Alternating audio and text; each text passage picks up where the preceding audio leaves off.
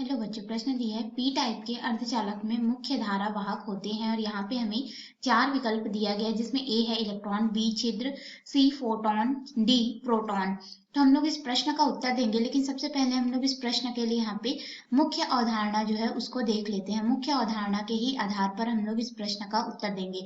तो मुख्य अवधारणा हमारे पास क्या हो जाएगा, पी टाइप के अर्धचालक, यानी कि अर्धचालक क्या होते हैं और उसके प्रकार हम लोग यहाँ पे देखेंगे। तो ये हो जाएगा हमारे पास अर्धचालक एवं उसके प्रकार, अर्धचालक एवं उसके प्रकार। ठीक है, तो इसको हम लोग देखिए, सबसे पहले हम लोग अर्धचालक क्या है देख लेते हैं। ठीक है, हल करने के लिए तो हमारे पास अर्धचालक क्या होता है, चालक और विद्युत रोधी के बीच का पदार्थ होता है। उदाहरण के लिए हम लोग यहाँ पे सिलिकॉन और जर्मेनियम को देखेंगे तो ये हमारे पास शुद्ध अर्धचालक तत्व होते हैं। ठीक है, इनमें इलेक्ट्रॉन और होल जो है, होल यानी कि छिद्र, विद्युत वाहक होते हैं। जैसे कि हमारे पास यहाँ पे इसमें डोपिंग की जाती है, यानी कि अशुद्धि अपमिश्रित की जाती है, उसके आधार पर ये जो है अर्धचालक प्रकार में बनते हैं। तो इनमें होल और इलेक्ट्रॉन जो है अधिकांश तत्व में होते हैं। उसके आधार पे हम लोग तत्व का, यानी कि जो अर्धचालक होता है उसका प्रकार बताते हैं। जैसे कि हमने अर्धचालक उसके प्रकार दिए हैं, तो प्रकार में हमारे पास क्या हो जाता है, एक तो पी टाइप का हमारे पास यहाँ पे अर्धचालक होता है, जिसमें हम लोग क्या करते हैं,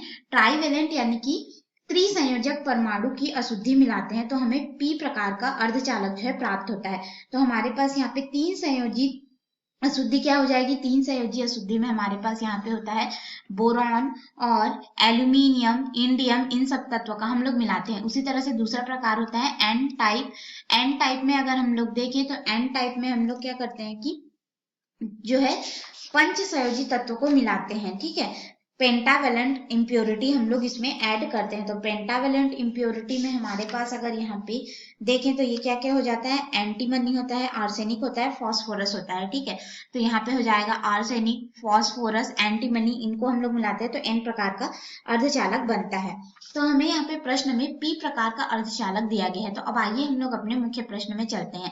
तो इस प्रश्न का उत्तर देने के लिए हम लोग सबसे पहले पी प्रकार का अर्धचालक किस तरह से बनता है इसको देख लेते हैं। तो देखिए, शुद्ध अर्धचालक क्या हो गया, सिलिकॉन हो गया। ठीक है, या फिर जर्मेनियम हो गया। तो हम लोग यहाँ पे सिलिकॉन क्रिस्टल चालक के माध्यम से समझेंगे। तो ये सिलिकॉन का क्रिस्टल चालक हो गया। और हमने कहा कि बोरॉन को अगर हम लोग मिलाएंगे सिलिकॉन या जर्मेनियम में तो वो क्या हो जाएगा, हमारा पी प्रकार का अर्धचालक जो है बनाएगा। तो पी प्रकार का अर्धचालक किस तरह से बनेगा, देखिए बोरॉन क्या है, त्रिसंयोजी यानी कि ट्राइवेलेंट होता है। त्रिसंयोजी यानी कि इसमें तीन इस तरह से इलेक्ट्रॉन होते हैं जो कि युग्म बना सकते हैं। अब सिलिकॉन क्रिस्टल चालक में हम लोग बोरॉन को रख देंगे तो बोरॉन क्या करेगा, इसके जो त्रिसंयोजिक तत्व है इसलिए क्या करेगा, तीन तरफ से बंध बना लेगा और यहाँ पे एक जो है जगह खाली छूट जाएगा। इसी खाली छूटे जगह को हम लोग क्या कहते हैं, होल कहते हैं। होल को छिद्र के भी नाम से जाना जाता है हिंदी में। ठीक है, तो होल जो होता है हमारे पास यहाँ पे पी प्रकार के अर्धचालक तत्व में, अर्थात ये छिद्र या होल कैसे बना, तो देखिए बोरॉन की अंतिम कक्षा में क्या है कि तीन इलेक्ट्रॉन है, जैसा कि हमने यहाँ पे चित्र में देखा। ठीक है, अब ये तीन जो है तीन संयोजी इलेक्ट्रॉन होते हैं। जब बोरॉन को शुद्ध सिलिकॉन क्रिस्टल में मिलाते हैं, इस तरह से हमारे पास सिलिकॉन क्रिस्टल है, तो बोरॉन परमाणु क्या करता है, सिलिकॉन परमाणुओं के द्वारा बनाए गए सहसंयोजक बंध, यानी कि ये जो होगा हमारा क्या हो जाएगा, ये सभी सहसंयोजक बंध को दर्शाएंगे। तो इस सब सहसंयोजक बंध में क्या होता है कि एक इलेक्ट्रॉन की कमी रह जाती है। यहाँ पे जैसे आप देख सकते हैं, यहाँ पे एक इलेक्ट्रॉन नहीं है क्योंकि ये तीन तरह से सहसंयोजी बंध के माध्यम से जुड़ गया संयोजी इलेक्ट्रॉन के द्वारा, लेकिन यहाँ पे एक इलेक्ट्रॉन नहीं होने की वजह से ये क्या करेगा, एक इलेक्ट्रॉन की कमी हो जाएगी। इसी कमी को होल कहते हैं या फिर छिद्र कहते हैं।